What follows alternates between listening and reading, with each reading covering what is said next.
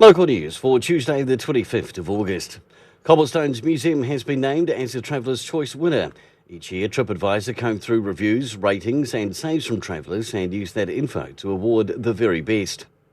Kokomai are holding a gala fundraiser with the opportunity to view for the first time in the region a collection of Michael Cooper's photography. Spirit of the 60s will be at Aratoi on the 12th of September.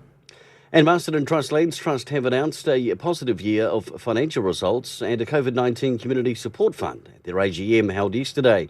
The community-owned trust recorded a surplus of $5.2 million for the year 31 March, and they distributed almost $1 million in grants over the year, an increase of 15.2% from the previous year. And in sport and hockey from the weekend, the Dalfield men picked up a 2-1 win over Hutt United, while the women went down 1-0.